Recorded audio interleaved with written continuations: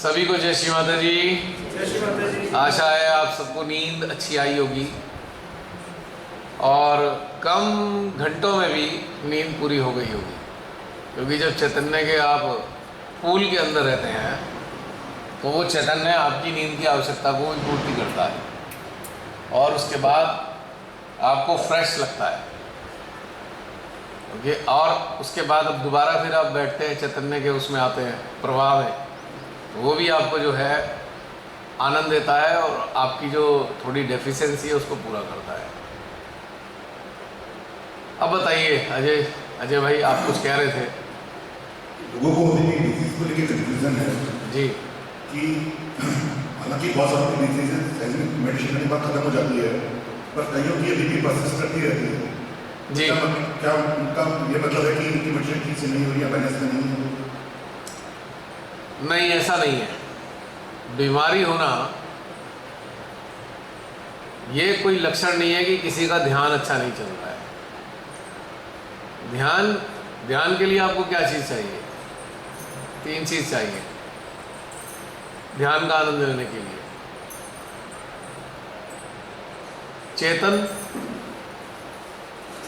चेतना और चित्त, इन तीनों में जुड़ाव चाहिए, ठीक है। और चौथी चाहिए कि आप विचार रहित अवस्था में हो। 4 चीज़ें आपके साथ हैं तो आप ध्यान में हैं, ठीक। अब सवाल आता है बीमारी का। बीमारी के बहुत सारे कारण हैं। अब जैसे कि मान लो मैं रोज़ ही अपनी आदत डाल ली मैं तो 2 बजे से पहले सोता ही नहीं, आदत डाल ली मैंने। धीरे धीरे करके क्या होगा कि मेरा शरीर लिथार्जिक होता चला जाएगा, मेरा सारा मेटाबॉलिज्म लिथार्जिक हो जाएगा। मेटाबॉलिज्म के लिथार्जिक होने से पेट से संबंधित प्रॉब्लम शुरू होगी।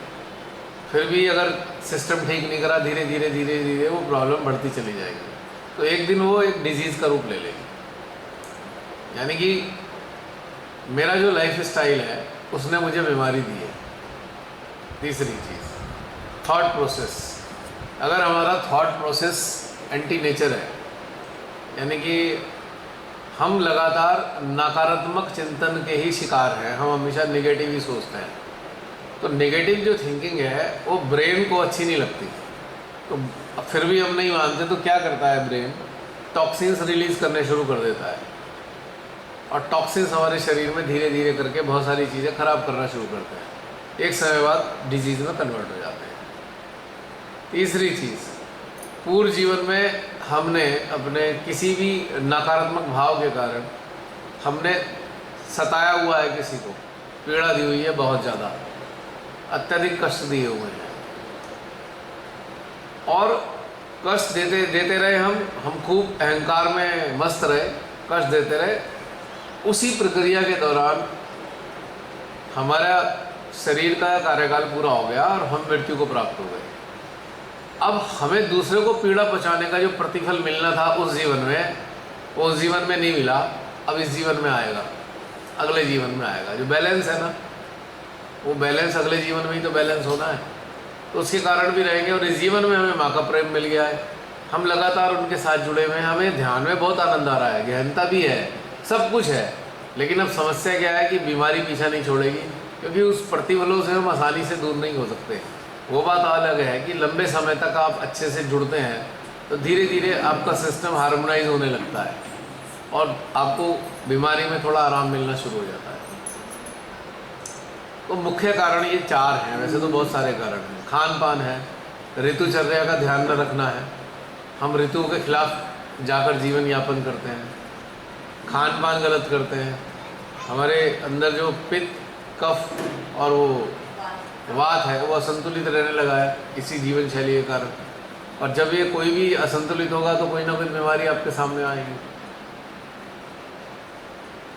सही शब्दों में अगर समझा जाए तो हम ये कह सकते हैं कि ध्यान से जुड़ने के बाद हमारे अंदर अच्छी चीज़ें उत्पन्न होती हैं। हमें समझ में आने लगता है यार ये दिनचर्या हमारी गड़बड़ है, इसे ठीक करें। हमारा खान पान भी ठीक करें, खाना पीना हमारे लिए उचित नहीं है। ध्यान में जुड़े रहने के बाद हमें समझ में आने लगती हैं चीज़ें। अन्यथा उससे पहले तो हम अपनी आदतों का शिकार हैं, हमें तो वही खाना है, वही लेना है। अब जैसे बहुत से लोगों ने क्या किया, जब श्री माता जी जुड़े तो धीरे धीरे उनके अंदर अच्छा लगने लगा। तो उनकी जो बहुत सारी आदतें थी, जैसे गुटखा, तम्बाकू, लिकर, बहुत सारी चीज़ें छूट गई। अब जो छूट गई उनके कारण जो प्रॉब्लम आ रही थी वो भी ठीक हो गई। तो इसका इनडायरेक्टली पॉसिबिलिटी होती है कि बीमारी ठीक हो जाए, पर ऐसा नहीं है कि कोई गहन इंसान है वो बीमार ना हो, ये नहीं हो सकता। अगर ऐसा होता तो जितने भी हमारे बड़े बड़े सद्गुरु संत रहे वो बीमार रहे। अगर आपने हिस्ट्री पढ़ी हो, काफ़ी शरीर में प्रॉब्लम रहती थी उनकी। और पांचवा कारण एक मुख्य होता है कि कोई बहुत ऊंचे दर्जे की सोल है, वो जन कल्याण के लिए जन्म लिया है उसने, तो अपने शरीर पे अन्य लोगों की प्रॉब्लम्स भी वो धारण कर लेते हैं कि चलो भाई ये ठीक हो जाएगा, मेरे पे आ जाए मैं सह लूँगा। तो साईनाथ जी ने ऐसा किया अपने जीवन में, उनके एविडेंस हैं इस बात के कि कोई परेशान आता था, थोड़ी देर में उसकी बीमारी ठीक हो जाती थी, पर वो बीमार हो जाते थे। और हमारे सामने श्री माता जी का भी है, श्री माता जी कितना बीमार होते रहे, उन्हें कौन सा ऐसी प्रॉब्लम थी, वो हमारी ही समस्याओं को लेकर अपने शरीर में बीमार हो जाते थे। अब वो तो माँ आदिशक्ति के रूप में है, तो क्या हम कहें आदिशक्ति बीमार कैसे हो सकती है? मनुष्य शरीर में है और उन्होंने मनुष्यों के कल्याण के लिए मनुष्य की व्याधियों को अपने शरीर में धारण किया, खींचा है, तो शरीर तो बीमार होगा ना। जो लोग ऐसा हार्ड एंड फास्ट रूल बनाकर कहने लगते हैं, डिक्लेयर कर देते हैं, अरे नहीं तुम सहज ही अच्छे नहीं हो वरना बीमार नहीं हो सकते थे, तो ये एक बहुत ही मिसकॉन्सेप्शन है। बहुत सारे कारण है बीमार होने के, एक दो थोड़ी है, और सारी चीज़ें ठीक होंगी।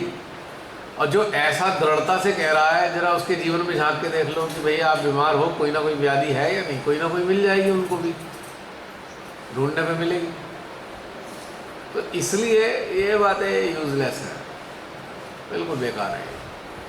जब आपको पता पड़ता है कि किसी के साथ आपका पार्टनर का काम है और आप उसको जिस तरह से और आपसे कनेक्ट होकर रिलेशन लेना शुरू करते हैं, तो मैंने एक चीज़ नोटिस करी है कि जब आप ये क्रिया करते हैं तो आपके अंदर प्रेम बढ़ता है, कंपैशन बढ़ता है, लेकिन अगले वाले में कोई चीज़ नजर नहीं आता। आप कंटिन्यूस कर रहे हो लेकिन वो वैसा ही है, हाँ आपके अंदर इम्प्रूवमेंट आ रहा है कि आप और ये हो रहे हो, आप में कंपैशन आ रहा है, तो उस पर तसक्का आना शुरू हो।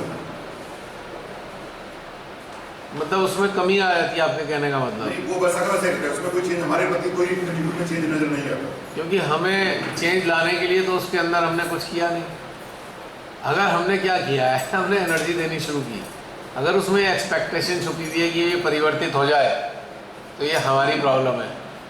हमने तो जो एनर्जी दी है तो उसके सिस्टम को जा रही है, सिस्टम में जो बेटर हो सकता है उसको होगा, पर हम उसके टेम्परामेंट को चेंज वाइब्रेशन देके करते हैं, ये संभव नहीं है, क्योंकि टेम्परामेंट उसने खुद चेंज करना है।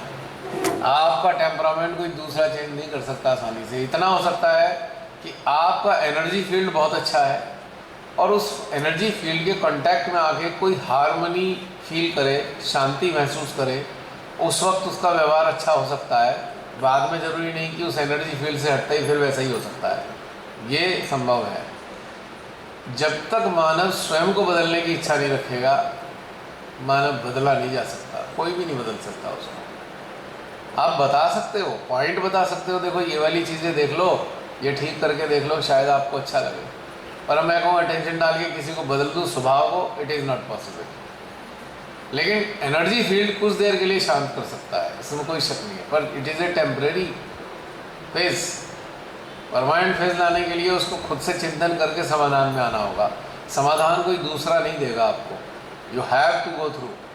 समाधान की प्रक्रिया से आपको गुजरना ही पड़ेगा, कोई दूसरा आपको समाधान नहीं दे सकता, क्योंकि आपके अंदर की जो चीज़ें हैं, आपके अंदर का जो सेटअप है, वो आपका पता नहीं कब से बना हुआ है, चाहे वो वातावरण के कारण बना या आपने अपनी थॉट प्रोसेस से बनाया, किसी भी कारण से बना है, वो आपको स्वयं ही ठीक करना है, कोई दूसरा नहीं कर सकता ठीक। हार्मोनाइज कर सकता है, इतना किया जा सकता है कि आज नहीं तो कल किसी के हृदय में परिवर्तन आ सकता है, but it is a long process और शॉर्ट प्रोसेस भी। डिपेंड करता है कि कितना कंटेमिनेशन उसके हार्ट में है। उसका हार्ट अगर कंटेमिनेटेड है निगेटिव इमोशन से बहुत ज़्यादा, तो टाइम बहुत ज़्यादा लग सकता है, कम है तो जल्दी भी हो सकता है। तो ये डिपेंड करता है उसके कंटेमिनेशन पे। बाकी जिसने अगर खुद को परिवर्तित करने की नहीं इच्छा रखी, उसे तो भगवान भी परिवर्तित नहीं कर सकते। देयर इज नो मिरेकल, संभव ही नहीं है। आपकी नज़र में कोई ऐसे सहज हो तो बता दो, मेरी नज़र में तो अभी तक नहीं है 23 साल में कि मात्र अटेंशन डालने से कोई एकदम परिवर्तन ट्रांसफॉर्म हो गया। ट्रांसफॉर्म होने की इच्छा पैदा की जा सकती है, ये संभव है, क्योंकि एनर्जी लगातार उसके अंदर जाती रहेगी जाती रहेगी जाती रहेगी। एक दिन उसके अंदर इच्छा करेगी भाई आत्मचिंतन करूँ, अब वो खुद की अपनी बातों से ही परेशान है एक्चुअली, तो एक दिन उसके अंदर आएगा भाई मुझे तो अब मैं छोड़ना है, ये वाली बात सोचनी छोड़नी होगी मुझे। लेकिन ऐसा संभव नहीं होता है, बहुत मुश्किल है, इट इज़ वेरी डिफिकल्ट। इतना हो सकता है कि आप एक मॉडल के रूप में उसके सामने हो तो आपको देखकर उसके अंदर ये इच्छा पैदा हो कि नहीं मुझे तो ये सब चीज़ें छोड़नी है, वो एक अलग मैटर है। हमारा एनर्जी देने का संबंध होता है, तो एनर्जी हम किसको देते हैं? सबसे पहले हार्ट को देते हैं, सहस्त्रार को देते हैं। क्या होता है उससे? जब सहस्त्रार पे एनर्जी जाती है तो उसकी कुंडली राइज होकर सहस्त्रार पे आती है। जब एनर्जी हार्ट में जाती है तो हमारे सिस्टम में से जो प्रेम कंपैशन है वो उसके अंदर जाता है। अब वो तो जा रहा है, लेकिन उसके अंदर हलचल है या नहीं, उसकी इमोशंस कितने लेवल पे भरे हुए हैं उसके अंदर। बहुत ज़्यादा इमोशन भरे हैं तो परिवर्तन बहुत देर से आएगा, कम इमोशन है तो जल्दी परिवर्तन आएगा, ये है, डिपेंड करता है इस पर। लेकिन मैंने देखा है काफ़ी हद तक थोड़े थोड़े परिवर्तन आते हैं, नो डाउट आते तो हैं, पर हमें एक्सपेक्ट नहीं करना परिवर्तन आ जाए। हमें तो परिवर्तन के लिए एनर्जी नहीं देनी, हमें उसके सिस्टम को एनर्जी देनी है, और उसके सिस्टम को एनर्जी देंगे तब उसके अंदर ये प्रेरणा बन सकती है कि आत्मचिंतन से गुजरकर अपनी खराब चीज़ों को ठीक करें हम, जो ठीक नहीं है, ये संभव है। अगर ऐसा हो जाता तो बस श्री माता जी की दृष्टि जिस पे पड़ जाती है वो ट्रांसफॉर्म हो जाता। हम तो मामूली लोग हैं, माँ ने कितने सहजों पे दृष्टि डाली होगी तो तुरंत तत्क्षण ट्रांसफॉर्म हो जाते, वो नहीं हुए ना। माँ के साथ चलने वाले ही नहीं हो पाए, दृष्टि डालने तो बहुत दूर की बात है। लेकिन ट्रांसफॉर्म कौन हुए? जिन्होंने इच्छा प्रकट करी कि भाई हम तो अब परिवर्तित होएंगे ही, अब हमें खुद नहीं अच्छा लगता ये सब चीज़ें जो हमारे अंदर है, अब हमें खुद अच्छी नहीं लग रही। फिर वो स्ट्रेंथ मिलेगी, एनर्जी उनको स्ट्रेंथ देती है ट्रांसफॉर्म करने की। उनको ट्रांसफॉर्म ऐसे नहीं करती एनर्जी कभी भी, तो ये है रीज़न। और दूसरी चीज़ एक और इंटरेस्टिंग है, अगर आप किसी से भावनात्मक रिश्तों से जुड़े हो, भावनात्मक यानी कि सराउंडिंग में आपके रिलेटिव हैं, ब्लड रिलेशंस हैं, या धर्म के रिश्ते हैं, जैसे पति पत्नी का रिश्ता है, तो आपकी बातें उन्हें आसानी से समझ में नहीं आने वाली। अगर आपका परिवर्तन भी आ रहा होगा तो वो देख नहीं पाएंगे उस परिवर्तन को, क्योंकि टेक इट ग्रांटेड, घर की मुर्गी दाल बराबर। और वही बात जो आप कह रहे हो किसी चूड़े से बाबा से सुन लेंगे तो एकदम उन्हें फर्क पड़ जाएगा, बाबा के पास वो है, बाबा ने ऐसा कह दिया, वही बात सुनेंगे जो आप कह रहे हो, और कोई फर्क नहीं पड़ रहा। कोई ऐसी उठाई गिरा बाबा अपना पैसे धंधे कमाने के लिए कर रहा है, फट मान जाएंगे उसकी बात। ये भी एक फैक्ट है। तो ये भी एक समस्या आती है कि हम नज़दीकी रिश्तों को केवल उन्हीं दायरे में देखते हैं, हम सोल के लेवल पे देख नहीं पाते। हम सोल के लेवल पे देख नहीं पाते कि ये भी तो हमारे साथ एक सोल है। बहुत मुश्किल है इस तरफ जा पाना, समझ पाना इतने ओपन हार्टेडली।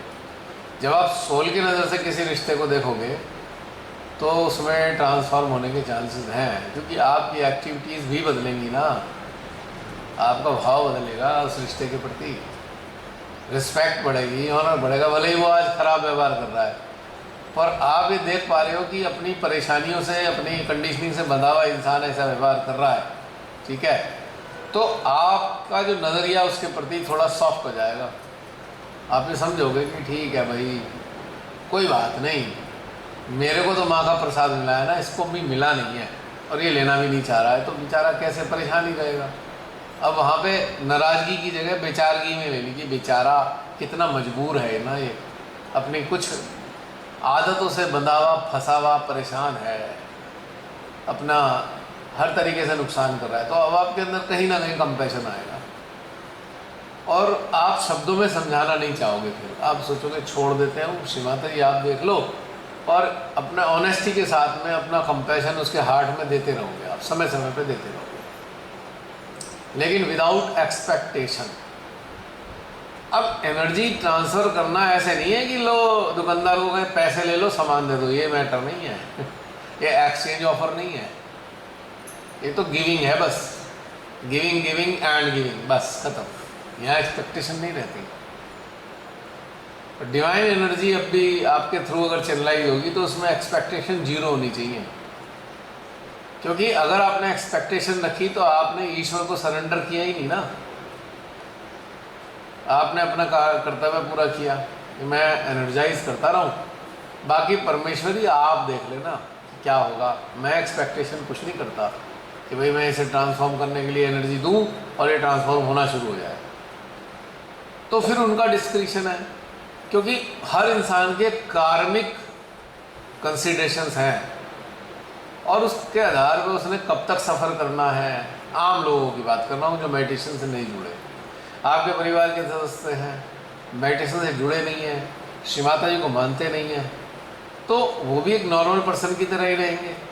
तो उनका जो कार्मिक प्रतिफल है, कार्मिक जो कंसिडरेशंस हैं नेगेटिव, उनसे तो उन्हें गुजरना पड़ेगा ना, और उनके कारण ही उनका टेम्परामेंट होगा, अच्छा भी हो सकता है खराब भी हो सकता है। तो यहाँ पे हमें बड़ा दिल रखना है कि भाई हम बिना एक्सपेक्टेशन के एनर्जी देते रहेंगे, अपनी इच्छा से चाहेंगे नहीं कि भाई ट्रांसफॉर्म हो जाए फिर हमारी बात मान लेगा, ये नहीं। आपके अंदर अगर कोई फीलिंग ही रखनी है तो ये फीलिंग रखो कि हे श्री माता जी, इसकी सोल पता नहीं कब से प्रताड़ित है, श्री माता जी इसकी सोल को आप शांति प्रदान कीजिए और इसी भाव में एनर्जी दीजिए, तो बात बनेगी। आपने सोच लिया मैं तो भाई कल से देना शुरू करता हूँ, 1 महीने तक देखता हूँ, तो क्योंकि 1 महीने में आप इंतज़ार कर रहे हो ना परिवर्तित हो जाए तो आपको लाभ हो जाए, यही लाभ नहीं होगा। तो डिवाइन डिस्क्रिप्शन है ना, और ये एनर्जी हमने तो प्रोड्यूस की नहीं है, हमारे अंदर से डिवाइन एनर्जी चैनलाइज हो रही है, राइट। और वो एनर्जी सुपर इंटेलिजेंट भी है, चैनलाइज तो ठीक है हमारे अटेंशन से कर दिया हमने, पर जो एनर्जी जा रही है वो सुपर इंटेलिजेंट भी है, उसके पास ये डिस्क्रिप्शन भी है कि भैया ये जो गलत सलत करके आया हुआ है इसको भी तो थोड़ा सफ़र होने देना है, वो उसकी सज़ा को कम नहीं करने वाली जब तक उसके अंदर खुद के अंदर ये प्रेरणा नहीं बनेगी, खुद के अंदर ये नहीं आएगा, ग्लानि नहीं आएगी, अरे मैं बहुत ख़राब हूँ, मैं तो बहुत गंदा व्यवहार करता हूँ सबके साथ में। जब तक ये ग्लानि पैदा नहीं होगी तब तक एनर्जी भी उसकी मदद नहीं करेगी।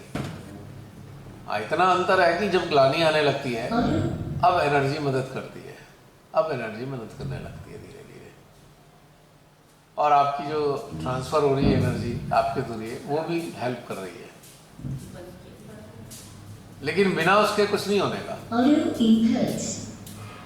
बिना उसके कुछ नहीं होगा, ये बात पक्की है। आइए आइए, हाँ उधर रख दीजिए, लीजिए, इसी वार्तालाप के साथ चाय आ गई है, अब सामूहिक चाय का आनंद लेते हैं, उसके बाद फिर कंटिन्यू करेंगे, ठीक है। अभी दोबारा हाजिर होते हैं। हाँ दीदी बताइए, माइक लेके बताइए।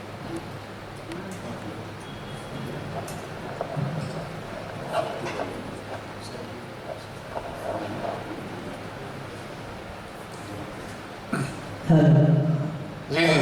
हाँ, मुझे भी होता है कि लाइक हाउस में बैठे हैं, चाय पी रहे हैं, या ऐसे बच्चे के साथ बात कर रहे हैं, तो होता है कि ना चुपचाप से वो जो हमारे में एनर्जी है उनमें हम करें ट्रांसफर।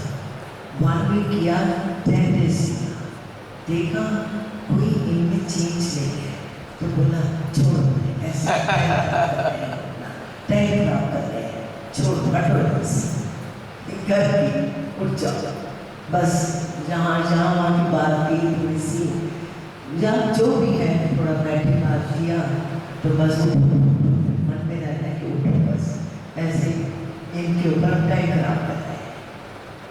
तो अभी आप वही बैक ऑफ द हेड वही है कि ये बंदा चेंज हो जाए। Yes. चेंज की एक्सपेक्टेशन है। हिडन डिजायर है। Whereas now you are saying कि अगर आप ये काम कर रहे हो, don't expect that कि वो इंसान चेंज हो जाए। यस Just उसमें एनर्जी एक अच्छी चीज आप ट्रांसफर कर रहे हैं। That's it. बाकी वो जाने and और Exactly. उसकी life. This is surrender actually, यही सरेंडर है कि आप एक्सपेक्टेशन लेस होकर जो काम करते हैं, हम डिवाइन को मौका ही नहीं दे रहे कि वो अपने हिसाब से उसे ठीक करें। हम कह रहे हैं हमारे हिसाब से ठीक कर दो। That is the biggest hurdle. पर हमारे हिसाब से क्यों ठीक करें? डिवाइन की शक्तियाँ जो हैं वो अपने हिसाब से ठीक करेंगी, उसके कार्मिक सिस्टम के हिसाब से। और वो सिस्टम को हम जानते नहीं हैं कि कहाँ कहाँ से यात्रा है इस सोल की, कहाँ तक जाएगी, हम नहीं जानते। हम तो इतनी सी लाइफ में एक्सपेक्टेशन लेके बैठ गए कि हम तो शिवाते से जुड़े हुए हैं, हम तो 20 साल से जुड़े हैं, हमारे अंदर चैतन्य है, वो चैतन्य इसके अंदर जाए और ये परिवर्तित हो जाए अकॉर्डिंग टू आवर कन्वीनियंस। परिवर्तन तो आ रहा है पर हमें अपने हिसाब से दिखाई नहीं दे रहा हो, क्योंकि हमारा नज़रिया सीमित है। हो सकता है वो इंसान अकेले में बैठ के सोचता हो यार तू इतने दिनों से कर क्या रहा है, लेकिन हम 2-4 डायलॉग मार देते हैं या नहीं कम्युनिकेट करते हैं तो हम सोचते हैं छोड़ो। अब ये बताइए, अभी हम यहाँ बैठे हैं, गंगा नगरी में बैठे हैं, ग्लेशियर से गंगा ये भगीरथी निकली है, नीचे आके मिली है, 2-3 नदियों में मिली है, उसके बाद गंगा बन के यहाँ तक आई है।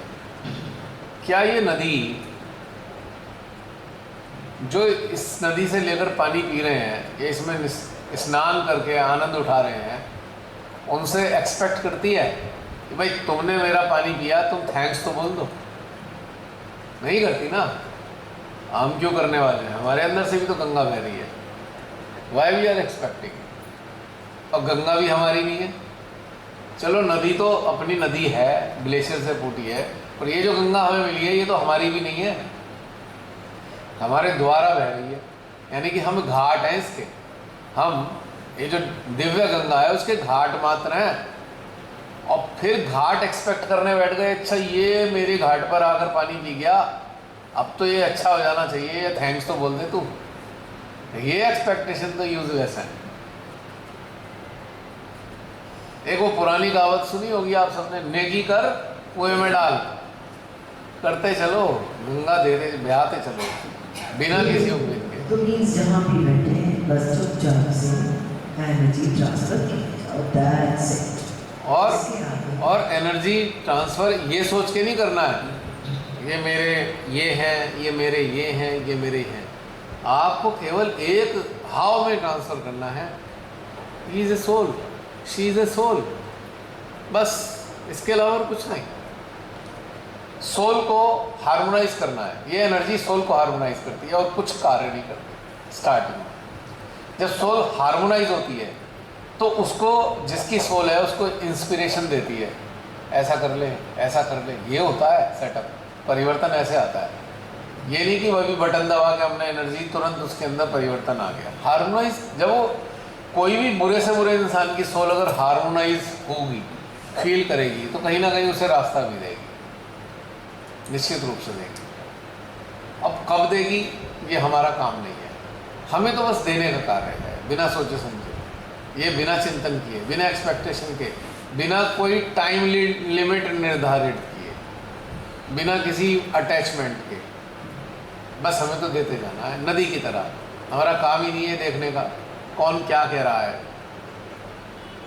अब नदी से पानी पी के भी कोई गाली देने लगे तो नदी को कौन सा बुरा लगने वाला है? देता रहे भाई, तू तेरे कर्म तेरे साथ, मेरा कार्य है मेरे साथ। ये भाव, ये हृदय का बड़प्पन हमारे साधक साधिकाओं में होना चाहिए। फिर देखिए क्या मज़ा आता है, क्योंकि इस भाव के साथ सबसे पहले तो आप ही शांत हो गए, आप खुद ही शांत हो गए। तो झगड़ा तो आपके अंदर चल रहा था, दूसरे के अंदर चल रहा है नहीं चल रहा है, वो तो झंझट की सेकंड बात हो गई। हमारे अंदर का झगड़ा तो समाप्ति हो गया इस भाव में, हो गया नहीं हो गया। और फिर एक और दूसरा एक्सपेक्टेशन का नमूना आपको सहज ही परिवार में मिलेगा। वो क्या है? एक्सपेक्टेशन का नमूना। माता है, बच्चा है और सोचे पड़ी है माँ, अरे इसे ध्यान में बैठा दूँ, ध्यान में बैठा दूँ इसे, बस माँ इसको अपने उसमें ले लें, एकदम ठीक हो जाएगा। अब वो बच्चा है, आपकी बात एक बार को सुन लिया, आप मदर हो, आपने सुन ली, बैठ गया, पर बैठते ही उसके चित्त में तो उसके बच्चे आ गए जिनके साथ खेलना है उसने। अब आपका उसका शरीर तो यहाँ बैठा है पर उसकी चेतना तो बच्चों के साथ है। वो आपकी इज्जत रखने के लिए 10 मिनट बैठ के चला गया, आप खुश हो गए। अगर आप उसे फ्रीडम दे दो, एक एनवायरनमेंट दो, एनवायरनमेंट ऑफ मेडिटेशन, माहौल ऐसा पैदा कर दो और अपने एनर्जी फील्ड को एनहांस करते जाओ ध्यान के ज़रिए, तो ऑटोमेटिकली उसकी सोल को ये इंस्पिरेशन आएगी, बैठो मज़ा आएगा, बिना कहे बैठेगा और बिना कहे बताएगा आपको कि भैया मैं कल बैठा था, मुझे बड़ा अच्छा लगा। आप खुश हो जाओ, कोई बात नहीं, पर ये नहीं होना चाहिए कि अरे भैया बच्चा मेरा है, इसे श्रीमाते के चरणों में ले आऊँ तो इसका कल्याण हो जाएगा और फिर ये मेरी सारी बात मानेगा। समस्या यहाँ आती है, मेरी सारी बात माने, उसकी सोल अलग तरीके के जन्म लेके आई हुई है। एक परिवार नाम की यूनिट में तो भले ही वो 5-7 लोगों के बीच में है, हो सकता है उसकी जो सोल है वो कनाडा से आई हो, उसका टेम्परामेंट 25-30 साल के बाद दिखाई देता है उसकी सोल का कि वो क्या चाहता है। कहते ना हमारे कहा नहीं, 25 साल तक तो ग्रोइंग एज मानी गई है, शास्त्रों ने नहीं मानी, 25 के बाद पूर्णता मानी है, अक्सर देखा है ना। तो कहने का मतलब है एक सर्टेन लेवल पे उसकी सोल मैनिफेस्ट करती है उसके सिस्टम में और उसके अकॉर्डिंग वो जीना शुरू करता है, ठीक है। तब तक के लिए हमें एक ही कर्तव्य है हमारा, एटमॉस्फेयर अच्छा दे घर का, एनवायरनमेंट ऐसा दे कि उसको ये इच्छा हो तो कभी उसकी वो अच्छा लगने लगे। अब घर में तो सुबह ही उठते ही लड़ाई शुरू हो जाती है, ए तू मेडिटेशन नहीं कर रहा, खेलता रहता है, उसे तो बेचारे को उठते ही तो आपके श्लोक सुनने को मिल गए, तो उसका मन हो गया खराब। अब वो सोचेगा घर से भाग, तू यहाँ से निकल, घर से बाहर, यहाँ तो मुसीबत है। सुबह आँख खुलते ही डांट पड़नी शुरू हो जाती है, तो फिर कहाँ उसका इंटरेस्ट आएगा उसमें। एनवायरनमेंट तो दो, आप मॉडल हो, आप उसके साथ वो व्यवहार तो करो जिसको जो उसके कंफर्टेबल फील करे, उसको अच्छा लगे और उसको ये अच्छा लगे भाई ये तो मेरी माँ है ना, ये बहुत प्यार देती है, मुझे कहती भी कुछ नहीं है। तो यहाँ पर उसके अंदर परिवर्तन आने की संभावना होती है। उसकी जो रिक्वायरमेंट है बच्चे की, आप वो पूरी कर ही रहे हो, लेकिन साथ में एक बहुत बड़ी रिक्वायरमेंट एक और भी है, वो ये है कि उसको कंपनी नहीं देते, बच्चे को कंपनी नहीं देते। कैसे कंपनी देनी है? पढ़ाई लिखाई की किताबों को एक तरफ पटक के कि भैया इसकी बातें अभी नहीं करनी बच्चे से, पढ़ाई की बातें नहीं करेंगे, पढ़ाई की बातें करने का समय अलग है, अभी हम उससे उसकी बातें करेंगे। उससे बातचीत करो, उसकी इच्छा को समझो, उससे पूछो आज क्या खेला, क्या किया, आज कौन सा गेम खेल के आए हो स्कूल में, किससे अच्छी फ्रेंडशिप हुई, तो वो सारा धीरे धीरे धीरे आपको कम्युनिकेट करना शुरू करेगा। यहाँ आपकी और उसकी बॉन्डिंग शुरू हो जाएगी एक फ्री एटमॉस्फेयर में, प्रेशर में नहीं। ज़्यादातर पेरेंट्स मैंने देखा है, पेरेंट्स मन के अधिकार आ जाता है कि भाई उन्हें डांटना तो हमारा धर्म है, हम तो डांटेंगे ही। उसको ये गड़बड़ हो जाती है, वो बेचारा आपके घर में जन्म लिया है उसने, उसे भी तो पीस और शांति वाला वातावरण चाहिए।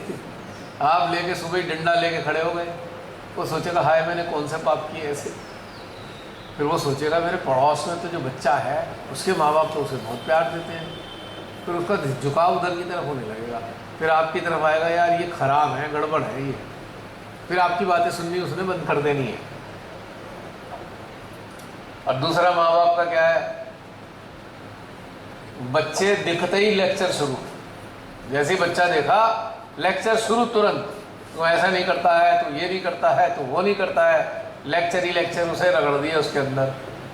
और उसे भी आदत पड़ गई है, क्योंकि पहले कानों में रोई लगा के आया हुआ है, वो दे लो बस थोड़ी देर 10 मिनट आपके लेक्चर सुनेगा, बहुत निकल जाएगा, उसके अंदर इंस्पिरेशन तो आई नहीं रही, क्योंकि उसने ये मान लिया है ये तो झेलना ही पड़ेगा मेरे को।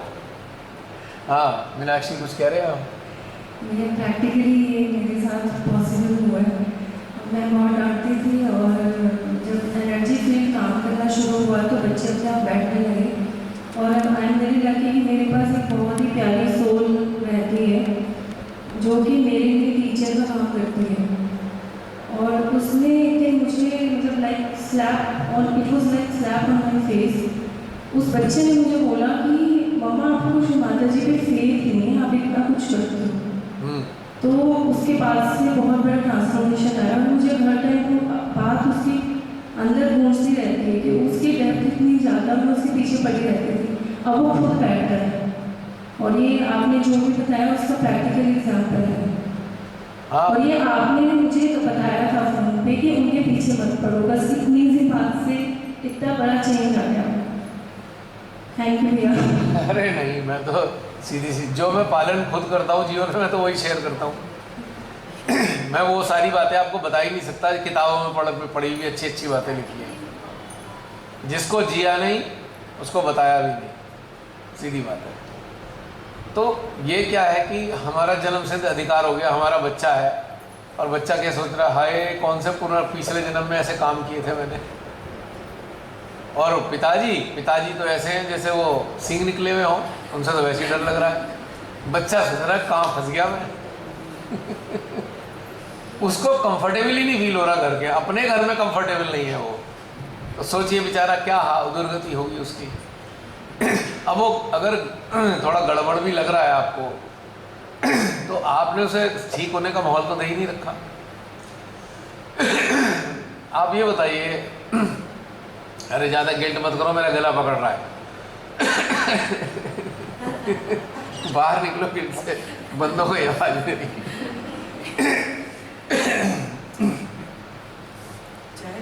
ना वो पी लेंगे, ये है पानी। तो मेरा कहने का मतलब ये है, इंस्टेंट प्रभाव देख लो ना, इंस्टेंट प्रभाव आ रहा है। अगर हमारे से जुड़े हुए कोई भी गिल्ट में है तो आपकी विशुद्धि में तो आएगा ही आएगा, निश्चित रूप से आएगा, रिफ्लेक्शन आएगा। ऐसा नहीं है कि वो आपकी प्रॉब्लम बन रही है, but reflection is telling you कि भैया ये जो है गिल्ट में फंसा हुआ है। ऐसे ही सिम्टम्स जनरेट होते हैं हमारे अंदर। तो बच्चे की मुसीबत हो जाती है, वो कहाँ जाए भाई, फिर वो अपना रास्ता निकाल लेता है, बाहर रहता है। और माँ बाप क्या करते हैं, बाई मिस्टेक अपनी सारी जो कंडीशनिंग है, सारी एक्सपेक्टेशन है, सारी महत्वाकांक्षाएं हैं, वो बच्चे को बना लेते हैं टारगेट, भैया तू ही पूरी करेगा, और उसकी हो जाती है दुर्गति। बच्चे के अंदर एक कलाकार है और उसके गले में हमने पट्टा डाल दिया तो ये तो डॉक्टर बनना है, और वो फंस गया। बच्चे से पूछा ही नहीं कि डॉक्टर बनना चाहता है, नहीं। अब वो बेचारा 10-15 साल का है, माँ बाप उससे पूछ रहे हैं क्या बनना चाहता है। अब उसे समझ में तो नहीं आ रहा, साइंस लूँ कि कॉमर्स लूँ, क्या करूँ। और एटमॉस्फेयर है टाइट वाला, जहाँ डांटना ही डांटना है और पढ़ना ही पढ़ना है। वो डर के मारे कह देगा भाई जैसे आप चाहो कर लो, और आपने उसकी इच्छा के विरुद्ध आपने उसने डाल दिया उसी लाइन में। अब वो पूरी ज़िंदगी सप्रेस ही रहने वाला है। मेरा एक फ्रेंड है, अब तो उसका बच्चा बाहर यूएसए में सेटल्ड है, बहुत हैंडसम उसकी अर्निंग है। जब मैं कभी कभी उसके घर जाता था तो बच्चे को पढ़ाते थे, तो मैं शांति से देख रहा हूँ।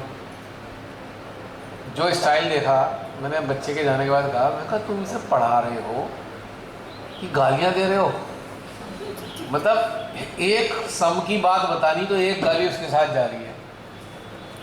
मतलब गालियाँ ऐसे दे रहे हैं कि जैसे वो श्लोक सुना रहे हो, बिना गाली की बात ही नहीं करते। हालांकि गाली का स्टैंडर्ड थोड़ा लो है, ऐसा नहीं कि हाई लेवल की गालियाँ हों, लेकिन जैसे कुत्ता, कमीना बोलना है, कुतिया, तुझे ये सब। तो जब उनकी गाली वाला दौर पूरा हो गया तो बच्चा मेरे पास आया, चाचा कैसे पढ़ूं। ये देखो ऐसे ही व्यवहार करते हैं मेरे से, मैं पढ़ना चाहता हूँ पर जब ये ऐसी बातें सुना देते तो मेरा मन हट जाता है वहाँ से। तो फिर इसके बाद जब वो बच्चा बाहर चला गया तो मैंने कहा भाई क्या कर रहे हो यार, ये तुम्हारा ही है ना। पहले पूछा भाई तुम्हारा ही बच्चा है? हाँ कैसी बातें कर रहे हो। कहा भाई कौन सुनाता है इतनी गाली। तो उसे थोड़ी बात समझ में आई मेरी। मैं कहा यार ऐसी ऐसी गालियाँ सुना रहे हो। उसे सारे जानवरों का जोड़ दिया, जानवरों का रूप दे दिया बच्चे को, हर बात पे एक गाली। और जो अगर पंजाबी कोई है तो उसकी गालियों का लेवल तो आप देख ही सकते हो। वो एक बड़ी स्टाइलिश गालियाँ होंगी, मेलोडियस गाली। अब बच्चे को भी कोई नहीं फर्क पड़ रहा है, मुस्कुरा रहा है, गाली खा रहा है, मुस्कुरा रहा है। तो वो तो रोज़ पढ़नी है सुबह से शाम तक। तो प्रैक्टिकल अनुभव है मेरे को। तो बेचारा ऐसे बैठ जाता है, चाचा क्या करूँ, समझ ही नहीं आ रहा उसे, कैसे ऐसे मेरे साथ व्यवहार करते हैं। फिर दोनों को मैंने बैठ के उनसे बात करी बच्चे का। मैंने कहा क्या कर रहे हो आप लोग, ये क्या एक्सपेक्ट कर रहे हो इससे कि भाई कैसे मार मार, हमने इतना महंगा ट्यूशन लगा रखा है। अगर तुमने लगाया ना, तुमने कहा ना ये बन जाए, और उससे पूछा आपने कि ये बनना चाहता है नहीं बनना चाहता। तो अब वो बाहर यूएसए में सेटल है, और बेस बात आती हाँ भाई ठीक है, हाँ कब वो आता है, कहाँ वो आएगा यहाँ, वो आएगा भी वाकई क्यों, बचपन उसे याद है क्या आ गया तो फिर शुरू हो जाएंगे। तो हम माँ बाप भी होते हैं भाई, गाली देना तो हमारा जन्म सिद्ध अधिकार है, हमारा बच्चा है, हम उसे कुछ भी दे सकते हैं। तो यहाँ पे गड़बड़ होती है थोड़ी। हालांकि सहजी परिवारों की गाली अलग टाइप की होती है, वो गाली नहीं होती।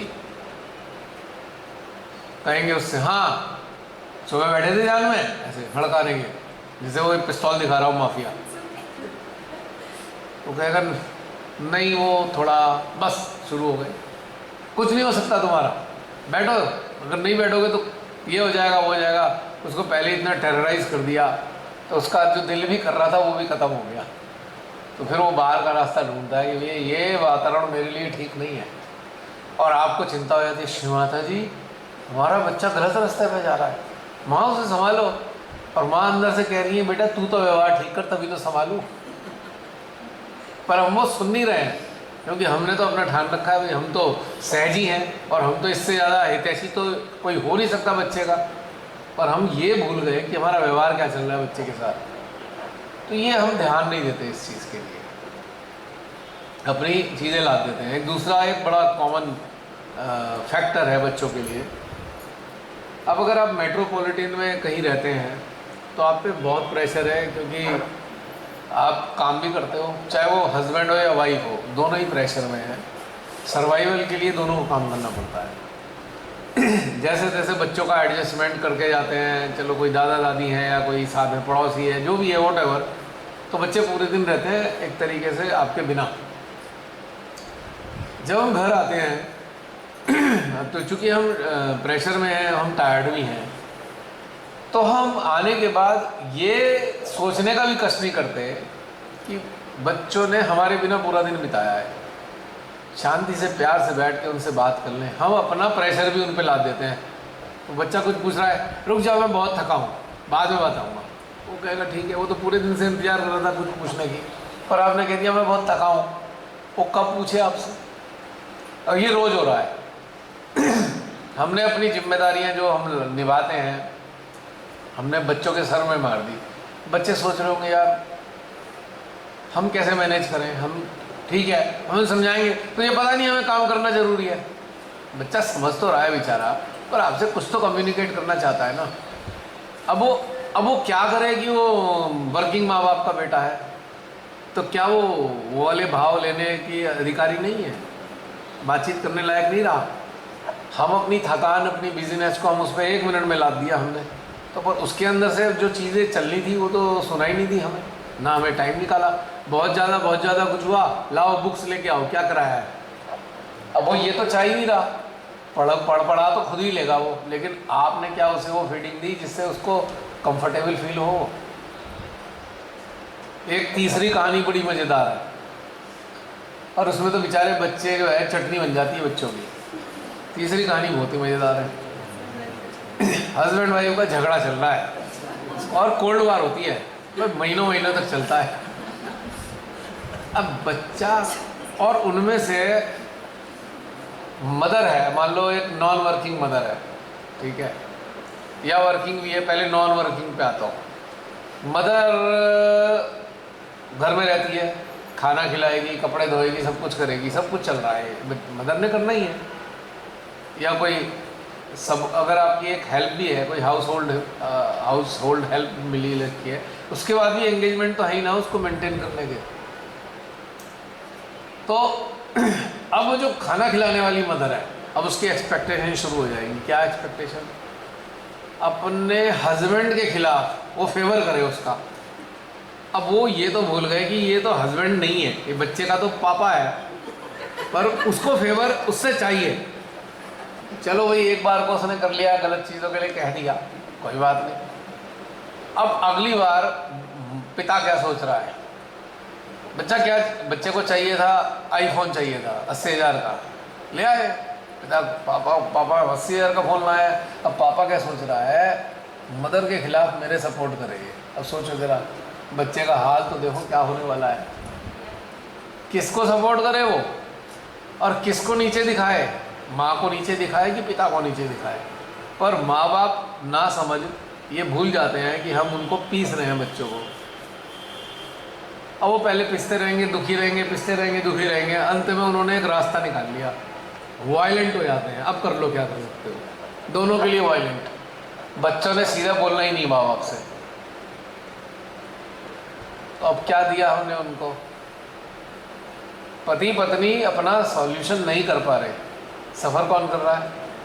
क्योंकि कोई ना कोई एक इंसान उनमें से बच्चों से फेवर चाहता है। कोई मदर कहती है देख मैं तेरे लिए इतना करती हूँ, पिता कहता है देख मैं इतना सामान दिलाता हूँ। बच्चा किसका फेवर करेगा? सोचो थोड़ी देर के लिए, बड़ी गंभीर समस्या है। ऐसा नहीं है कि नॉर्मल घरों में है, ये सहजीवी के घरों में भी बीमारी है। बहुत सारे परिवार हैं इस चीज़ से। और किसी के घर में अगर कोई मान लीजिए साया उड़ गया पिता का, अचानक से डेथ हो गई, अब वो बच्चा अकेला है, इकलौता बच्चा है, पिता नहीं है, कोई सर पे बड़ा भी नहीं है। अब उसके जो भी घर में बचे हुए हैं, दादा दादी, दादी हुई, मम्मी हुई, भाई छोटे हो, सब की एक्सपेक्टेशन का वो सेंटर है। छोटा सा बच्चा 18-20 साल का, अब उसको 25 साल का 30 साल का बना दिया, तू जिम्मेदार है, तो ऐसे कार्य करेगा। वो अपनी अपनी मन की कर नहीं सकता, वो अपने खेलने भी नहीं जा सकता, उसे बस बड़ा बन के ही रहना है। कितनी बड़ी ट्रेजेडी बच्चों की है। क्या हम समझ पा रहे हैं कि बच्चों को बच्चों की तरह भी जीने देने का टाइम देंगे क्या हम, या उन्हें इतना एक्सपेक्टेशन के आधार पर उन्हें बड़ा बना देंगे? कितनी बड़ी समस्याएं हम बच्चों के लिए क्रिएट कर देते हैं अज्ञानता में। अब कोई घर में ट्रेजेडी हो गई, ठीक है, बच्चा जिम्मेदारी भी महसूस करता है कि चलो अभी मैं मेल मेंबर मैं ही रह गया हूँ, बाकी मेल मेंबर घर में कोई नहीं है, वो लेकिन वो 18 साल का है। तो जो बड़े लोग हैं उन्हें कह के उससे क्या एक्सपेक्ट करते हैं? वो 50 साल का बन जाए? क्या वो 50 साल की तरह व्यवहार करना शुरू करे? बच्चा इतना पीड़ित होता है और किससे कह भी नहीं पाता, और वो फिर असंतुलित हो जाता है। वो अंदर से खुद दुखी है किसी चीज़ से, उसको खुद की प्रॉब्लम है, पर घर में बैठ के वो मुस्कुरा रहा है। प्रॉब्लम उसे है पर वो मुस्कुरा के दिखा रहा है, ताकि ये दुखी हो जाते हैं ना, तो इसलिए मुस्कुरा के दिखा दूँ, पर अंदर से बहुत दुखी है। माँ से या दादी से उसको एक सपोर्ट मिल सकती थी, पर उसकी निगाह में माँ या दादी तो खुद ही एक वो बन गए बेचारे। अब बच्चा क्या करे? है कितनी गंभीर समस्या, कितनी त्रासदी होती है। फिर ऐसे बच्चों से हम एक्सपेक्ट करते हैं अरे वो अच्छे से ध्यान में उतर जाएं। अरे उनके अंदर इतना स्ट्रगल चल रहा है, आंतरिक इंटरनल कॉन्फ्लिक्ट इतना है, क्या हम उसको जानने की कोशिश करी प्यार से? बेटा क्या बात है, तू इतना परेशान मत हो, हम हैं, हम कर लेंगे अपने आप। तो ये जिम्मेदारियां धीरे धीरे उसके ऊपर डाल दी। ठीक है, आप जिम्मेदारी के बारे में बताओ, पर साथ में उसको बच्चा भी तो रहने दो। Child should behave like a child. आप उसको बड़ा क्यों बनाना चाहते हो? तुरंत सारी चीज़ों का निर्धारण, डिसीजन वो कर ले। ये तो मैंने चारों तरफ देखता हूँ, घर में भी देखता हूँ, अपने खानदान में बड़ी बीमारियाँ आई हैं। बच्चे सोच रहे होते हैं अब हम क्या करें, पापा का फेवर करें कि मम्मी का फेवर करें, तो परेशान होकर दोनों का फेवर नहीं करते, फिर वो अपने रास्ते निकल जाते हैं। और जब वो अपने रास्ते निकल जाते हैं, अब माँ बाप फिर लड़ते हैं, तेरी वजह से ऐसा हो गया बच्चा, वो कहेगा तेरी वजह से ऐसा हो गया। अब लड़ाई फिर भी ख़त्म नहीं हो रही है।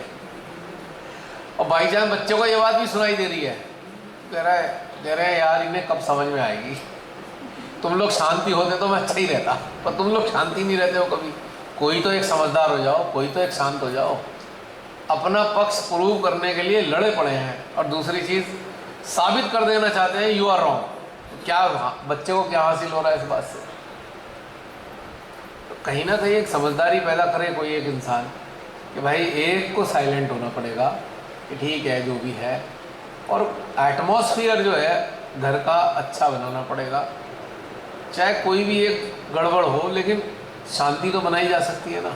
और मैं आपको एक चीज़ गारंटी से कह रहा हूँ, सबसे ज़्यादा जो कीमती चीज़ है इस संसार में वो पीस है। पीस से ज़्यादा कीमती कोई नहीं है इस धरती पर, कोई चीज़ नहीं है, सब बेकार है।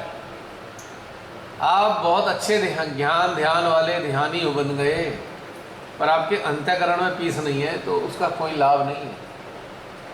आप घर में पीस स्थापित करने में आप सहयोगी नहीं हो तो आपका सहयोगी होने का कोई मतलब नहीं है।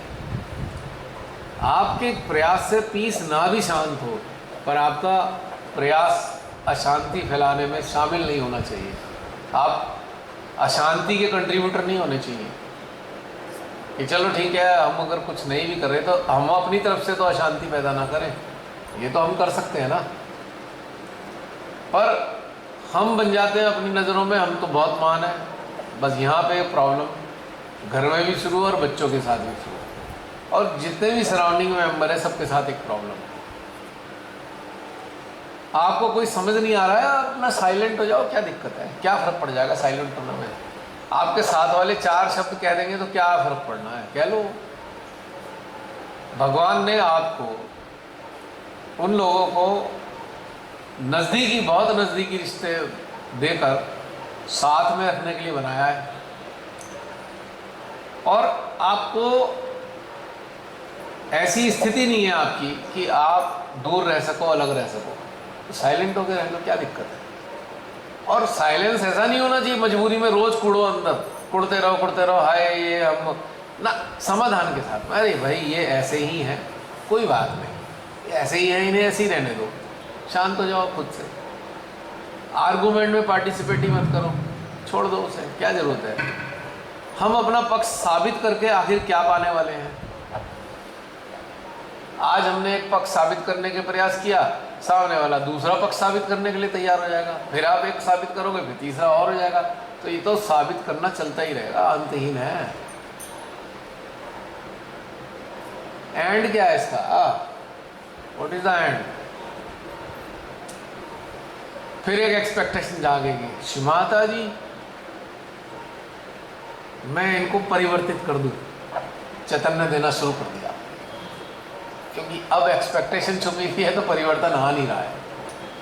परिवर्तन तो आ रहा है पर वो हमें दिख नहीं रहा है, अपनी एक्सपेक्टेशन के अकॉर्डिंग नहीं दिख रहा है, हम हतोत्साहित हो जाएंगे। फिर वहीं आता हूँ, नदी बहती है, एक्सपेक्टेशन नहीं रखती पीने वालों से, उसका जल का इस्तेमाल करने वालों से कि वो थैंकफुल हो या कृतज्ञता प्रकट करें या ना करें, नदी नहीं सोचती। तो जीवन का स्टाइल यही है, साधक साधिकाओं के जीवन में जो बन पड़े कर दो, आत्मसम्मान की रक्षा करते हुए। लेकिन साथ में ये भी है, ये पॉइंट है, अगर आपके परिवार के सदस्य आपको बहुत आत्मसम्मान को चोट पहुंचाते रहते हैं लगातार, तो बिल्कुल साइलेंस मोड पे आ जाओ, वाइब्रेटिंग मोड पे भी मत रहो, कंप्लीट साइलेंस। और कोई का भी कर्तव्य भी तो पालन करना है, ठीक है? अगर सामने वाला आपका आत्मसम्मान ही खंडित किया जा रहा है तो कौन से कर्तव्य पालन करोगे उसके लिए? आप छोड़ दो उसे, क्या करना है? क्या करना है फिर? कर्तव्य पालन कर दिए। कर्तव्य पालन तब तक है जब तक आत्मसम्मान को कोई आहत नहीं कर रहा है, और जहां आहत करना शुरू किया आपके आत्मसम्मान को, वहीं से ब्रेक लगा देना चाहिए, चाहे कुछ भी हो जाए। ये बात जरूरी है, वरना क्या होगा, वो सारी चीजें रुकेंगी नहीं कभी भी जिंदगी में, और आप प्रताड़ित ही रहोगे होल लाइफ। इसमें यह ट्विस्ट है और ये क्लू भी है, यानी कि आत्मसम्मान की कॉस्ट पे हमें कोई कंप्रोमाइज नहीं करना। बस 100 बातों की एक बात, क्योंकि जब आप अपने ही आत्मसम्मान का सम्मान नहीं करोगे तो ईश्वरीय शक्तियाँ भी क्यों आपको लाभ देने वाली है? वो तो उन लोगों के साथ है जो आत्मसम्मान का मान रखते हैं। आत्मसम्मान का ये मतलब थोड़ी कि आप किसी को मारने चलो, पीट दो। आपको आत्मसम्मान का मतलब ये होता है कि आपकी नज़र में जो आपका सम्मान है, यानी कि आपके वजूद का, आप एक जीवात्मा के रूप में हो, आप परमात्मा की एक रचना हो, कोई उसको क्षति पहुंचाया जा रहा है निरंतर, तो आपको कोई कर्तव्य पालन नहीं करना है। काहे का कर्तव्य? कर्तव्य का मतलब क्या रह गया फिर? अब पति महाराज रोज गाली दे रहे हैं आके, तो आप उन्हें खाना बना के क्यों देने वाले हो? वाय? और पत्नी आपको रोज जलील कर रही है, डेली जलील करती है, आपके ऊपर रोज क्वेश्चन लगाती है, तो क्यों करने वाले हो आप उसको? कर्तव्य पालन छोड़ दो, इमीडिएटली त्याग दो, समस्या खत्म उसी दिन से। ये भी एक आवश्यक हिस्सा है जीवन का। तो बहुत से कहेंगे भाई ये वो, तो भाई डिसाइड आपको करना है कि आपको कठिनाइयाँ चुननी है कि आपकी रोज आत्मसम्मान को आहत किया जाए, ये चुनना है। डिसाइड यो कि सुविधाएं चाहिए या आत्मसम्मान चाहिए। यहाँ पे ये चीज़ का प्रश्न हमारे अंदर होना चाहिए। और जिसमें आत्मसम्मान नहीं है वो ध्यान में आगे कैसे बढ़ेगा? कोई रास्ता नहीं है ध्यान में आगे बढ़ने का। आज ध्यान में आप तभी आगे बढ़ सकते हो जब आप अपने आत्मसम्मान की रक्षा करते हो, आप उसको आहत नहीं होने देते। तो आपकी आत्मा ही कुंठित हो जाएगी तो आप ध्यान में भी क्या करने वाले हो? क्या मिलने वाला है? आपको दिल ही नहीं लगेगा।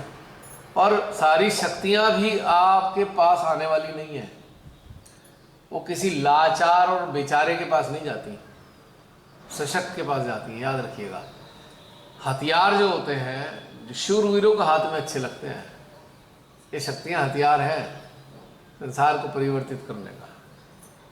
मरगिल्लों के हाथ में थोड़ी हथियार अच्छे लगते हैं, वो चला ही नहीं सकता। सुना है पहले वो महाराणा प्रताप की तलवार भाला होते थे, तो इतने भारी होते थे कि हम लोग तो उठा भी नहीं पाएंगे उसे। तो यह भार से मतलब ये है कि जो शक्तियां हैं वो ट्रांसफॉर्म प्रोसेस को काम करने के लिए मिली हैं कि पूरे वैश्विक स्तर पे ट्रांसफॉर्मेशन प्रोसेस चलता रहे अपने अपने स्तर पे। पर आप अपनी आत्मा से ही कुंठित हो, आप अपनी आत्मा का सम्मान ही नहीं कर पाते, तो आत्मा प्रकाशित कैसे होगी? तो ये तो बहुत इम्पॉर्टेंट चीज़ है कि सहज ही अपना आत्मसम्मान नहीं कर पाएंगे तो फिर आगे कैसे बढ़ेंगे? ये भी एक बहुत मजबूरी वाली बात है। आत्मसम्मान तो करना ही होगा अगर सहज में आगे बढ़ना है। और आत्मसम्मान का सबसे बढ़िया चीज़ क्या होती है कि जिसके कारण आप आहत हो रहे हो उसका ही त्याग कर दो, तो बचा रहेगा। और आपकी किस्मत और आपकी जीवन परमेश्वर देखेंगे कैसे चल रहा है। यहाँ पे कोई लोग कंप्रोमाइज करते हैं जी, हम क्या करें, हम तो ये नहीं कर सकते। चलो तो सही 2 कदम आगे, शक्तियाँ संभाल लेंगी ना, पर पहला स्टेप ही नहीं ले रहे। डर के मारे पहला स्टेप नहीं ले रहे। सारे कॉन्सिक्वेंसेस आपने खुद ही सोच डाले, पहले से ही आपने निर्धारित कर लिया, अब ये हो जाएगा, वो हो जाएगा, वो हो जाएगा, और उन्होंने आपको डरा दिया। पहले खुद ही डिसाइड कर लिया ना। अब डिसाइड कौन कर रहा है आपके अंदर बैठ के? कोई बताएगा डिसाइड कौन कर रहा है अंदर बैठ के आपके? मन कर रहा है। मन किसके अधीन है? अहंकार। जो ये डिसाइड करता है ना कल ये हो जाएगा। एक तो ये होता है कि भाई एक बहुत पावरफुल इंसान है, शक्तिशाली है, पैसे से भी नेता वेता, नहीं कल हम ये कर देंगे। एक ये भी अहंकार है। एक मरगिल्ला सा डरपोक इंसान ये सोचने लग रहा है ना, ऐसा मैंने किया तो ये हो जाएगा, तो ये भी एक अहंकार है। वो जो है एग्रेसिव पर्सन का अहंकार है और एक मरगिल्ले का अहंकार है। अहंकार दोनों ही है। अगर आपने खुद ही डिसाइड कर लिया 2 दिन बाद ये हो जाएगा, तो वहाँ अहंकार का पुट है उसमें, क्योंकि आप भगवान हो क्या? 2 दिन बाद डिसाइड कर लोगे ये हो जाएगा। तो ये वाला अहंकार नहीं दिखता, पर है ये भी अहंकार है। और अगर ये वाला अहंकार अगर आप त्याग दें घर परिवार में रह के, तो मैं कहता हूँ घर में शांति आ जाएगी। क्योंकि ये बातें परिवार के सदस्य खुद ही सोच डालते हैं पहले ही सोच डालेंगे कि ऐसा हो जाएगा, ऐसा हो जाएगा, इसीलिए झगड़े बढ़ रहे हैं। जो सोची हुई बातें हैं उसको सत्य मान बैठे, उसके आधार पे अपने आप ही निर्णायक बन गए, उसके आधार पे आपके एक्सप्रेशन हो गए, उसके आधार पे आपके कार्य हो गए, तो गड़बड़ हो गई, निर्णायक बन गए ना। छोड़ दो, कल क्या होगा मालूम नहीं, आज का देख लेते हैं। है छोटी छोटी बात। अब सहजियों के साथ तो और भी विकट समस्या है, वो कई गुना ज़्यादा सोच सकते हैं, उनके पास तो चक्रों का ज्ञान भी है। आम आदमी से ज़्यादा डिसाइड कर सकते हैं वो। अब तो चक्रों के ज्ञान से लोडेड है ना, और लेक्चर्स की लाइब्रेरी माइंड के अंदर सेव पड़ी हुई है। उनका क्या हो सकता है, वो तो महान आत्माएं हैं। अगर उन्होंने कह दिया 4 दिन बाद ऐसा होगा तो होना ही है, वो तो मान बैठे हो। तो यहाँ और ज़्यादा अहंकार प्रगाढ़ हो गया, और इंटेंस है अहंकार। खुद ही डिक्लेयर कर दिया, खुद ही डिसाइड कर दिया, सब कुछ खुद ही कर डाला। सीमाता इधर बैठी हुई कह रही है, अच्छा तुझे क्या पता मैं क्या करने वाली हूँ? नहीं, ऐसा ही होगा। चक्र कह रहा है, अच्छा। सीमाता ने कहा कोई संदेश तो मैंने भेजा नहीं, तेरा चक्र कैसे बोल रहा है? क्योंकि हमने खुद ही डिसाइड कर लिया। तो ये और भी ज़्यादा खतरनाक स्थिति होती है, इसलिए उसके चंगुल में फंस जाते हैं हम। और जो वाइब्रेशन को चेक करना है वो तो बड़ा ही हास्यास्पद है। वाइब्रेशन देखा, अच्छा ये, अब उसे एक पूरा प्रेस्क्रिप्शन बना के आपने पेश कर दिया, ठीक है।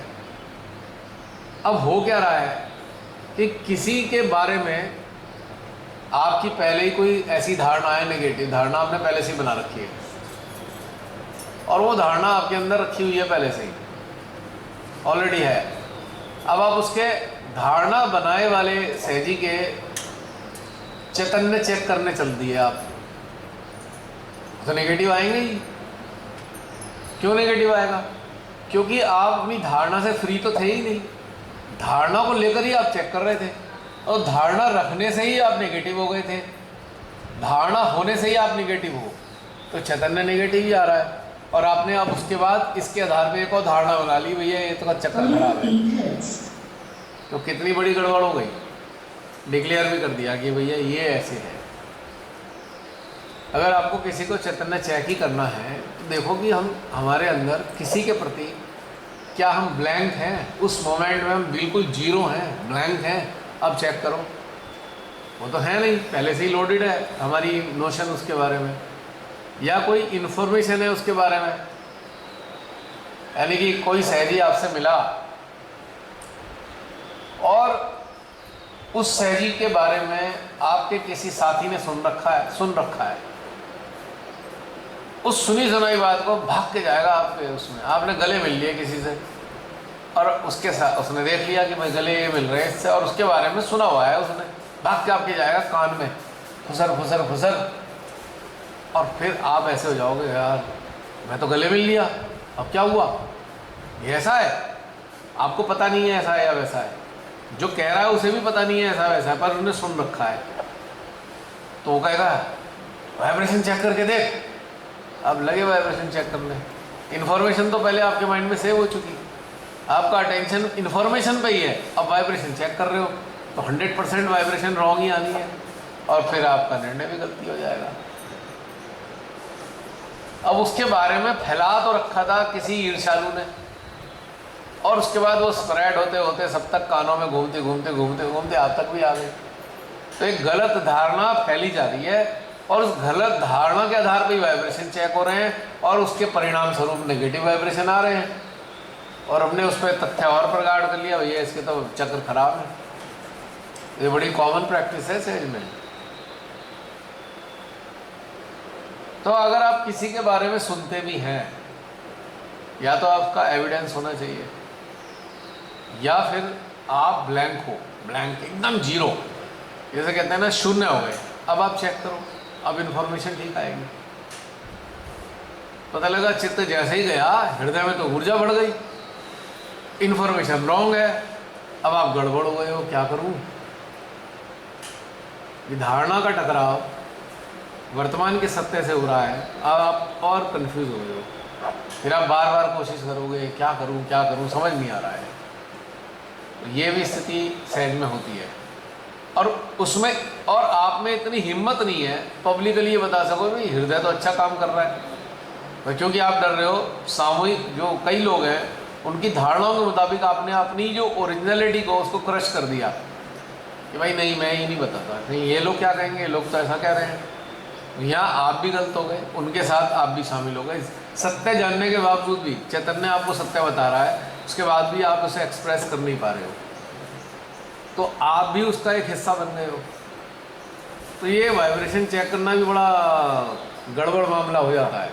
क्या हमें आती है वाइब्रेशन चेक करनी, ये भी समझना जरूरी है। बिल्कुल जीरो पे होना चाहिए, ब्लैंक, कोई थॉट नहीं है, अब वाइब्रेशन चेक कर सकते हैं आप, और कनेक्टेड स्टेट होनी चाहिए।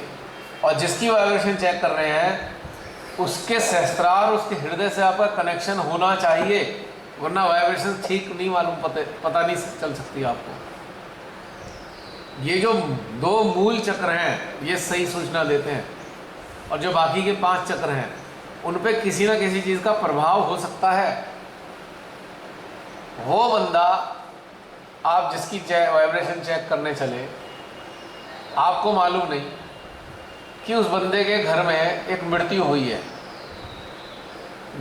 है अपने की किसी की, और वो दुखी है, दिल से बहुत दुखी है, क्योंकि प्रेम रहा कहीं ना कहीं, कुछ भी मान लीजिए, अंदर दुखी है उसका हृदय, और आपको ये तथ्य मालूम नहीं, और आपने वाइब्रेशन चेक करने के लग गए आप, ठीक है, और उसका लेफ्ट हार्ट आ रहा है, तो आपने क्या धारणा बना ली कि इसका तो लेफ्ट हार्ट खराब है, क्योंकि आपने उसके सहस्त्रार हार्ट को नहीं स्पर्श किया। आप एक जो बाकी के 5 चक्रों के इंडिकेशन पे आप रिलाई करने लगे, और जो जहाँ कनेक्शन लगाना था, जैसे 2 पॉइंट होते हैं सॉकेट में, एक न्यूट्रल का और एक करंट का, जब आप दोनों को जोड़ते हो तभी तो करंट आता है किसी चीज़ में। तो सत्य जानने के लिए हर इंस्ट्रूमेंट में 2 पॉइंट हैं, एक है सहस्त्रार और एक है सेंट्रल हार्ट। सत्य का जो करंट है इन 2 पॉइंट से ही बहेगा, समझ लीजिए इस बात को। और आपने इनको छोड़कर आपने इन पे तो ध्यान दिया नहीं, किसी शैली के दोनों सिस्टम पे तो जोड़े नहीं, बस आपने रैंडम ऐसे ही बैठ गए, आपने देखा वाइब्रेशन तो खराब आ रहा है, तो आपने निर्णय क्या निकाला, इसका लेफ्ट हार्ट पकड़ा हुआ है। भैया पकड़ेगा ही, किसी की डेथ हुई है घर में 2 दिन पहले और दुखी है, तो आपने ढिंडोरा क्या पीटा, इसका तो लेफ्ट हार्ट पकड़ा हुआ है, जाने बगैर।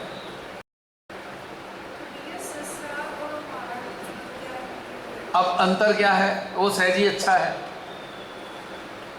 वैसे तो दुखी है, किसी के जाने का दुख है उसको, पर वो उस दुख के साथ भी कनेक्टेड है, ईश्वर से भी कनेक्टेड है और दुखी भी है, दोनों चीजें साथ चल सकती हैं। तो टेम्परेरी 5 चक्रों पे टेम्परेरी आपकी मनोदशा का असर आता है, मनोदशा बदलती रहती है, और उसका रिफ्लेक्सेस 5 चक्रों पे आएगा। लेकिन जो 2 चक्र ऐसे हैं, दुनिया के किसी भी घटनाक्रम का असर इन पे नहीं आएगा यदि ये एक्टिव है। सत्य का पता इन 2 चीज़ों से ही चल सकता है। अगर किसी के वाइब्रेशन चेक करने हैं तो उन 2 पॉइंट से कनेक्ट करो, तब ट्रुथ का चैनल आपका चालू होगा, अन्यथा आप रॉन्ग कॉन्सेप्ट पे जाओगे। ये भी बहुत इंपॉर्टेंट चीज़ है समझने के लिए। फिर आप धारणाओं से बच जाओगे, ये फालतू की बातें इधर उधर से सुना के हमने एक बना लिया और हम उसी पे चल गए। अब जिसको धारणा हमने बनाई है वो भी गलत है, सत्य के विरोध में है, आपका और पक्का हो गया कि आप ही की धारणा आप ही को रॉन्ग इंडिकेशन दे रही है, और उस आधार पे आपने एक पक्की वाली धारणा बना ली, तो आप कितने बड़े अंधकार में फंस गए, पता भी नहीं चला। इससे भी बचना है हमें, खाम की बातों से बचना चाहिए। जब तक आप खुद आपके सिस्टम पे कोई चीज़ साबित ना हो जाए, आप किसी बात पे ऐसे ही सुनी बात पे विश्वास ना करो। बहुत सारी ऐसी सूचनाएं मेरे को सहयोग की आती रहती हैं, तो सिस्टम पे देखने पे लगता है कि भाई सिस्टम तो ठीक काम कर रहा है, तो फिर कैसे सब बातों में विश्वास करने का ज़रूरत क्या है? कोई परिस्थितियाँ रही हैं, किसी ने वो परिस्थिति देखी, उसके आधार पर उन्होंने कुछ बात कर ली, वो सारे में स्प्रेड कर दी, लेकिन सिस्टम तो ठीक है। तो हमारे स्तर पे हमें धारणा बनाने की क्या ज़रूरत है? Wrong concept. अब धारणाएं कैसे बनती हैं? अब किसी ने कोई चीज़ देखी बिना समझे, उसने एक धारणा बना ली क्योंकि उसकी कंडीशन है, मान लीजिए एक शहरी कंडीशन है किन्हीं चीज़ों को लेकर, उस कंडीशनिंग के मुताबिक किसी सहजी का एक्ट नहीं है, तो उसने अपनी कंडीशनिंग के कारण किसी सहजी के लिए एक धारणा बनाई, धारणा बना के उसने स्प्रेड कर दी, और स्प्रेड करने के बाद जो रिसीव कर रहे हैं उस बात को, उन्होंने भी ध्यान नहीं दिया इस बात पे, तो धीरे धीरे करके एक मिथ का एक पूरा वातावरण तैयार हो गया, भ्रम का। और जब आप मिथ के वातावरण में रहने लगे तो आपके वाइब्रेशन ठीक कैसे आएंगे, कैसे सही चक्र बताएंगे? चक्र सबसे पहले तो क्वेश्चन आपके ऊपर है कि क्या आप न्यूट्रल हो, क्या आप प्रभावित हो किसी सूचना से? अगर हम किसी सूचना से प्रभावित हैं तो हम पे सही इंडिकेशन नहीं आएंगे, क्योंकि आपका ही आज्ञा आपको निगेटिव इंडिकेशन दे रहा है और आपको मालूम ही नहीं चल रहा।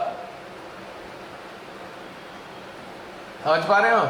आपको पता ही नहीं चला कि आपके सारे इंडिकेशन आपके आज्ञा से आ रहे हैं, और वो गलतियाँ आएंगे, पॉजिटिव तो आने से नहीं। तो अलर्ट होकर ये भी देखने की ज़रूरत है, और अलर्ट होकर अपने बच्चों को भी देखने की ज़रूरत है। क्या हम अपनी धारणाओं के आधार पर बच्चों को बड़ा करना चाहते हैं, या बच्चों की ओरिजिनलिटी के हिसाब से उसे एटमॉस्फेयर देना चाहते हैं जो उनकी सिस्टम चाहता है? कितना इंटरेस्टिंग है ना ये बात समझने के लिए।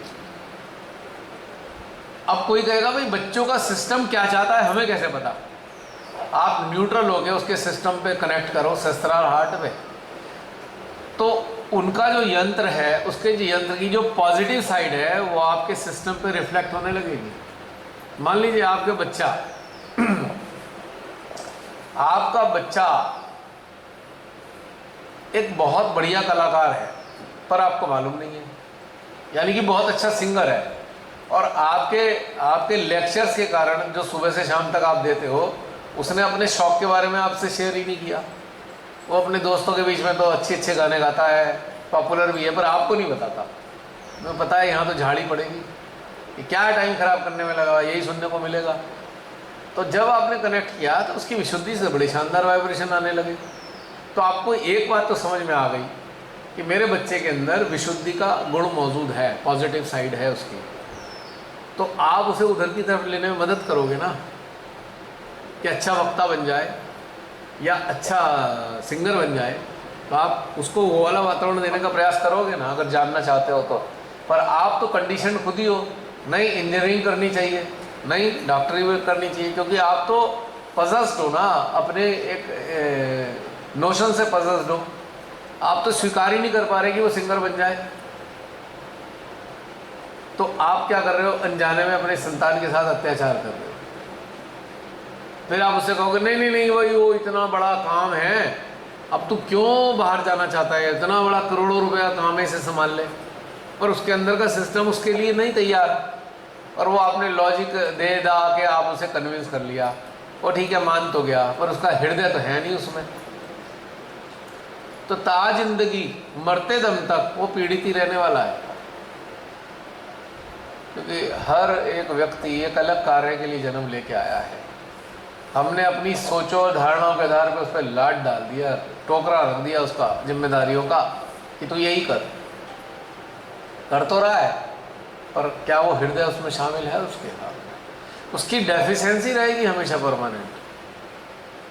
आपने अक्सर सुना होगा भी IITian टॉप की कंपनी में काम करने वाले ने जॉब छोड़ दी और वह एक्टिंग की दिशा में चला गया, एक्टिंग ज्वाइन कर ली उसने। क्यों? उसे तो पैसे की भी कोई कमी नहीं, और टॉप पे है, वो तो नामी है, डिमांड है उसकी कंपनीज में, पैकेज भी करोड़ों रुपए का, पर फिर भी छोड़ दिया उसने कि नहीं मुझे तो नहीं करना है, क्योंकि मेरे अंदर ये आता ही नहीं है, मैं इंजीनियर बन के रहूँ या जो भी बन के रहूँ। ऐसा सुना होगा आपने समाज में, है ना? अब कई आपने देखा होगा बहुत ऊंचे दर्जे के पढ़े लिखे लोग कई बार लीडर बन जाते हैं पॉलिटिक्स में, और वो अच्छे लीडर माने जाते हैं। जैसे हमारे कलाम साहब थे, अब वो थे साइंटिस्ट लेकिन क्या टॉप के बने बंदे, और उन्होंने अपनी पोस्ट को बखूबी निभाया भी, बड़े ग्रेसफुली निभाया। वो कहते नहीं मुझे तो प्रेसिडेंट नहीं बनना, मैं तो साइंटिस्ट ही ठीक हूँ, और उन्होंने स्वीकार किया। और कहीं ना कहीं उनके अंदर भारत के प्रति एक ऐसा प्रेम रहा होगा कि चलो मैं इस अवस्था में भी इन्हें कुछ दे जाऊँ। उनकी तो कोट्स भी आज फॉलो करते हैं लोग, कोट्स होती हैं उनकी जो सेइंग्स है कोट्स बन के आज समाज में है। ऊंचे दर्जे के इंसान थे ना, और एक साइंटिस्ट होकर भी उन्होंने काम किया। और साइंटिस्ट भी किसके थे? जो डिस्ट्रक्शन को बढ़ावा देने वाली चीज़ें हैं। मिसाइल मैन बढ़िया चीज़ तो नहीं है, एंटी नेचर है, लेकिन कहीं ना कहीं उनके अंदर वो एक जागरूक इंसान मौजूद था, तो राष्ट्रपति भी बने। संदेशा क्या दिया उन्होंने? ये तो नहीं कहा ना कि मिसाइल बनाओ तुम। उनके सारी कोट्स देखो वो ह्यूमैनिटी के ऊपर है सारी। साइंटिस्ट बने जिस कारण से भी बने, लेकिन उनके अंदर ह्यूमैनिटी एग्जिस्ट करती थी। तो मिसाइल मैन होने के बाद भी उनके अंदर डिस्ट्रॉय करने के भाव नहीं थे, किसी को डिस्ट्रॉय कर दो, मार दो, एग्रेसिव भी हो सकते थे ना। तो ये एक समझने की बात है। आप अगर समझ गए अपने घर में किसी को किसके चक्र का सिस्टम क्या बोल रहा है, आप उसको प्रेफरेंस दो ना उस चीज़ के लिए। अगर आप डिटेक्ट कर पाते हो, धारणाओं को एक तरफ सकेड़ दो, उसको प्रेफरेंस दो, उसके जो ट्रेड्स हमें क्या बता रहे हैं उसी आधार पर उससे ट्रीट करोगे तो हार्मनी तो आनी आनी है। सूक्ष्म बातें हैं। क्या हम अपनी धारणाओं से उठकर अपने बच्चों को देख पाएंगे? ये प्रश्न खुद से करना चाहिए। हम जो नहीं कर पाए, अब हम लगे पड़े हैं कि बच्चा भी वही कर ले। भाई हमारी डेस्टिनी हमारे साथ, उसकी डेस्टिनी उसके साथ, छोड़ दो उसको, क्या करना है उसके पीछे पड़ गए। चाय आ गई क्या? बहुत देर से चलो पीते हैं फिर।